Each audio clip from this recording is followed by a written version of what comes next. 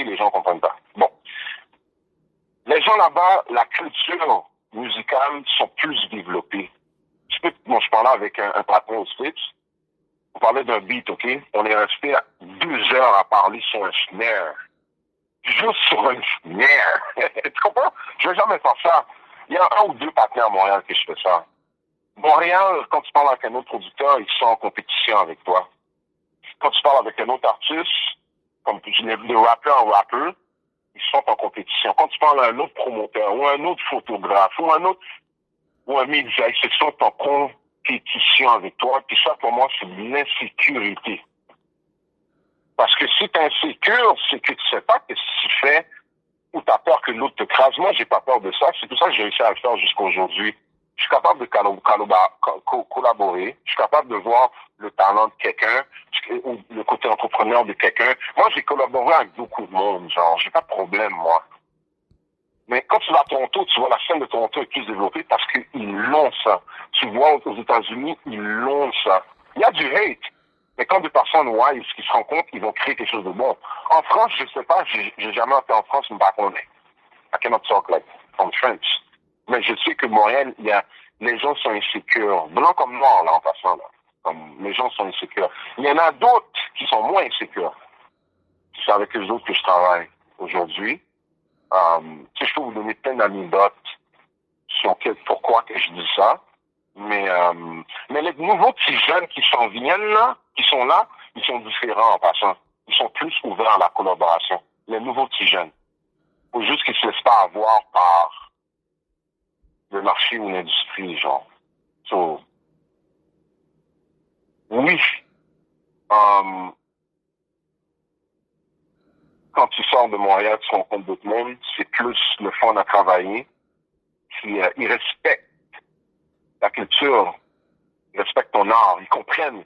Ils vont se forcer à comprendre ton art. Ils sont plus ouverts à la différence que Montréal. C'est ça l'affaire. C'est correct. Montréal est en évolution.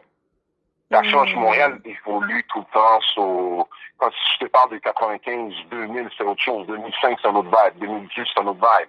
2015, c'est un autre vibe. 2020, j'aurais aimé que le vibe des nouveaux jeunes, là, on l'aurait eu dans le temps. You know what I'm saying? Mais it's all good. Je regrette pas, mais moi, je vis la vie, tu comprends? So, je pense que Montréal s'en vient. That's for sure. Montréal s'en vient. Tu sais, quand on parle que les gens qui hate, il faut que tu laisses ces gens-là dans leur bord. Qu'est-ce qu'ils sèment, ils vont récolter. Mais toi, tu fais une autre route. Ouais.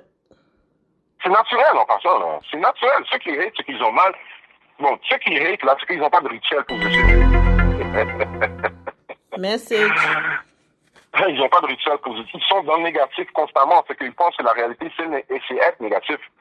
C'est au moment où moi, je les laisse là, je bouge, là. Je bouge, hein. C'est que j'ai pas de problème. J'ai pas besoin. La personne peut être talentueuse. Je peux pas rester loin de la personne. Je peux pas rester. Il y a plein d'artistes populaires que vous connaissez. J'ai déjà dit là avec eux autres, ou j'ai dit récemment, j'aime pas l'attitude qu'ils me donnent. Yo, tu m'envoies des beats. Yeah. Peut-être, on va voir si j'ai le temps. C'est une manière de te dire non. J'aime pas ton vibe. Message. Ton vibe est négatif. Vu ton vibe est négatif, je veux même pas entamer une relation avec la personne. Je m'en fous que tu vas être numéro 1 là, sur les billboards. I don't care about that. Quelle relation? Je dis, j'ai pas besoin que tu me stresses, puis moi, je vais pas te stresser. Il y a des gens qui voient la gentillesse comme une faiblesse. Puis moi, je connais les sciences. Quelqu'un qui est gentil, dans l'autre côté, peut être très méchant. Message. Si tu es devenu une personne paisible, posée, c'est que tu sors du chaos. Tu sors du ténèbre, tu as affronté. Là, maintenant, tu es capable d'aller au positif. Tu comprends? Mais il y a des gens qui font pas ce job-là. Il y a des gens qui pensent que c'est comme ça qu'il faut être dans le game. So, do your shit. Excusez pour le mot. Faites vos affaires. Moi, je suis pas dans votre, comme on dit là, ma mère, pas encore chargé. Pas dans les réseau. Pas besoin d'énergie, ça. Yo dit, So, il y a des gens qui disent, valer l'argent, c'est valer Wangao. Puis, on parlait de spiritualité au niveau des artistes. On sait qu'un artiste est un entrepreneur. Donc, au niveau spirituel, il y a une certaine manière de se positionner. Puis, ma question pour toi, c'est est-ce que tu te sentirais insulté ou manipulé injustement si quelqu'un ferait de la magie, noire ou blanche, sur tes projets quand il travaille avec toi pour que ça puisse aller de l'avant? Mais sans oublier, cette personne-là ne le fait pas pour lui ou pour elle, mais la personne t'embarque dans ce vibe-là indirectement. Puis là, toi, t'es au courant de ça. Quel message pourrais-tu donner? Quel message que tu pourrais donner aux producers, aux artistes qui sont dans ce vibe-là, dans cette dimension-là? C'est des choses négatives, là, comme ça, là? Ben, écoute, moi, personnellement, je trouve que c'est négatif de faire ça derrière le dos de la personne. Yeah. Ça m'a déjà arrivé, ça. Cette personne-là, tu sais, quand je dis que quand je travaille avec quelqu'un, on a des conversations, avant qu'on fasse une track, là, on parle 2-3 heures. Le beat est fait, là, le beat est prêt, on n'a pas encore enregistré, je te parle 2-3 heures. Au téléphone, quand on arrive au studio, je regarde le vibe de la personne. Je regarde ce que la personne m'a dit au téléphone, puis quand on arrive dans le studio, je regarde si ça coordonne, right? Mm-hmm. Bon. Mais ça, c'est en vieillissant que je suis devenu comme ça.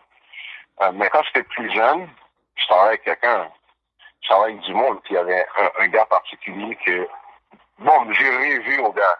On parlait en rêve. Les affaires que j'ai jamais parlé en public, là, que exclusivité! Yo, moi, je suis dans le rêve, il sortait, je suis dans le rêve. Il m'a dit des affaires, puis dans le rêve, je l'ai laissé passer, je l'ai pas prononcé dans la réalité. Et mon nez, dans le rêve s'est manifesté, genre, concret, puis toute la clique était là. On était toutes là. C'était un groupe. Et puis, tu sais quoi, je rêvais à qu'est-ce qui se passe là. Je vais te répondre qu'est-ce que je t'ai répondu dans le rêve, c'est non. C'est exactement non. Ah, yo, arrête, tu devrais, parce que c'est important de savoir d'où est-ce que la personne vient. Moi, j'avais déjà vu les parents de la personne. J'avais déjà vu tout ça. Moi, je suis un gars comme ça, tu comprends? Faut que je comprenne le 3. Quand je laisse les gens entrer dans mon laine, je calcule le 360, là. La personne, c'est naturel. Comme je te dis, moi, j'ai eu des bons parents. Mes parents m'ont donné une sorte de connaissances qui me servent jusqu'à aujourd'hui. Ces connaissances-là, je les ai développées, tu comprends? So, quand quelqu'un arrive, moi, les gens comme ça ne peuvent pas rester Maintenant, aujourd'hui, ils ne restent pas autour de moi longtemps. Ils ne peuvent pas rester longtemps autour de moi. Ça finit toujours par... Ah, yo, j'ai pas le temps, même. Moi, c'est ma réponse. C'est ma réponse magique. J'ai pas le temps. Et j'ai pas de hate pour la personne. C'est juste que, yo, non, man. J'ai pas le temps. So... Parce que, faut pas miser avec la vie, mais la vie, c'est sérieux. Oui, il faut que tu t'amuses. Même quand moi, je vais pas dans n'importe quel jam, moi, en passant, là. Je ne vais pas dans n'importe quel jam. Je vais pas dans n'importe quel show. Je vais pas dans n'importe quoi, là. J'ai des valeurs puis j'ai des principes, qui me permettent de survivre dans la vie. Puis je m'en vais pas contre ça. Je les développe. Puis je pousse plus loin dans la vie. C'est ça, comme ça que je vois. J'ai vu des business aussi, des business que j'ai fait à faire qui étaient dans tout ça. Mais comme je te dis, moi, je ne suis pas juger ça mon fait. J'essaie plus de comprendre pourquoi, le comment. Puis quand je prends mon temps pour essayer de comprendre la personne, c'est moi, oui, qui évolue. Je développe parce que sans pas qu'on ait besoin qu'on aime. Même qu'on aime, je sais comment dealer avec la personne. Il y a des gens que je travaille à distance en passant, hein. C'est pas tout le monde que j'amène dans mon studio. Là, maintenant, ma philosophie, si tu n'as pas un minimum de studio chez toi, là, c'est difficile parce que, bon, en plus, même avant le confinement, c'est pas n'importe qui est chez moi. Quand tu fais une musique avec quelqu'un, tu es en lien avec la personne for life. Parce qu'il va y avoir des revenus qui vont se faire avec cette chanson-là. cette composition-là ou ce projet-là, qui était toujours en lien. C'est que là, moi, je choisis les gens avec qui je travaille. Avant, j'étais plus, ok, n'importe qui, tu jeune. Maintenant, je suis plus comme, ok, mais c'est quoi que tu veux faire? Puis la réponse que la personne va me donner va me dicter est-ce que je travaille avec la personne ou pas. Puis sincèrement, là, j'ai même pas le temps de travailler avec les gens qui savent pas qu'est-ce qu'ils veulent. J'ai juste pas le temps. J'ai pas le temps. Si la personne veut faire qu'est-ce qu'il veut faire, mais fais-le, mais mon énergie, mon esprit va juste clôturer la relation, genre. J'ai pas le temps de, moi, c'est une personne positive, hein. C'est une personne positive, si quelqu'un arrive négatif, il peut pas rester autour de ça. La personne va toujours te prendre au plus. Tu comprends? C'est qu'à la fin de la journée, faut que tu sois capable de décider avec qui tu veux travailler et tu comprends, je veux dire, man. Puis une affaire, je voulais te dire pour les auditeurs, c'est que dans le milieu artistique, là, il y a beaucoup de monde malade, là. Il y en a beaucoup, là. Malade mental. Plein de séquelles, plein de choses qui sont passées dans leur vie, là. Et des fois, c'est pour ça qu'ils sont bons, que vous allez les aimer.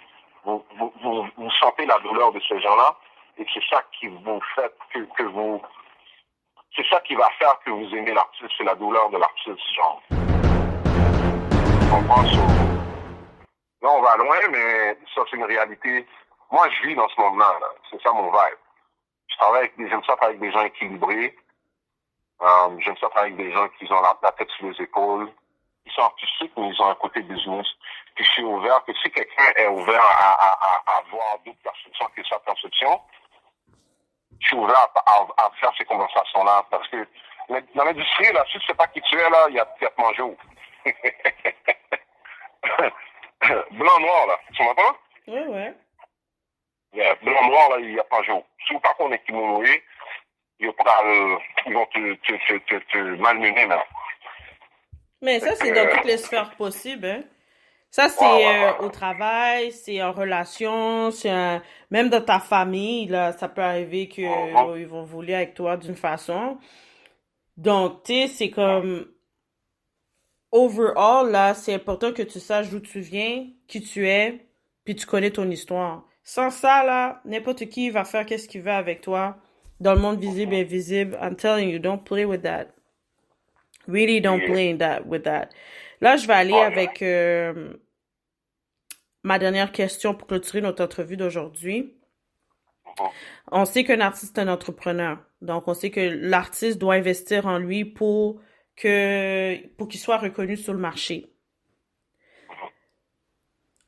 Est-ce que tu peux définir c'est quoi le vrai problème, selon toi, que la communauté Black aurait comme problème ou comme manque pour accroître notre respect sur l'aspect mondial?